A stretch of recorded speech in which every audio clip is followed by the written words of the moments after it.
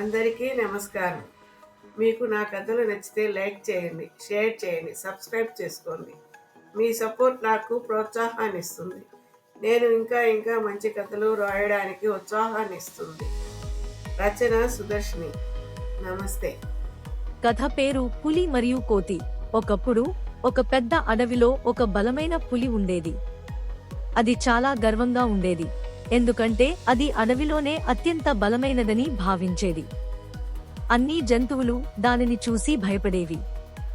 బలం ఉన్నవాడే రాజు అని పులి ఎప్పుడూ అనుకునేది. కాని అది ఎవరితోనూ స్నేహం చేయదు, ఎవరికీ సహాయం చేయదు. ఒకరోజు పులికి చాలా బలహీనంగా అనిపించింది. అది చాలా రోజులుగా ఆహారం దొరకక అలసిపోయింది.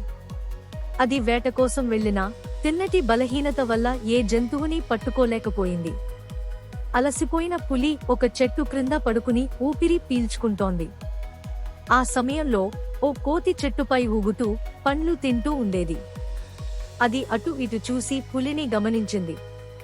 అరే, ఇది మన పులిలా ఉందే, చాలా బలహీనంగా ఉంది అని కోతి ఆశ్చర్యపోయింది. అది వెంటనే చెట్టు నుండి కిందికి దిగింది. పులిరాజా, నీకు ఏమైంది? నువ్వు బలహీనంగా కనిపిస్తున్నావు అని కోతి మృదువుగా అడిగింది. పులి ఓదార్చుకుంటూ నిస్సహాయంగా మాట్లాడింది. నాకు చాలా రోజులుగా ఆహారం దొరకలేదు. నా శరీరంలో బలం లేనట్లుగా ఉంది. ఎవ్వరూ నా గురించి పట్టించుకోవడం లేదు. కోతి చిరునవ్వు చిందిస్తూ, పులిరాజా, నేను నీకు సహాయం చేస్తాను అని చెప్పింది. పులి ఆశ్చర్యపోయింది. నీలా చిన్న కోతి నా కోసం ఏం చేయగలదు అని పులి తనలో తాను అనుకుంది. కాని ఇప్పుడు అది చాలా అలసిపోయి ఉండడంతో కోతిని అడ్డుకోలేదు. కోతి తెలివిగా ఆలోచించింది.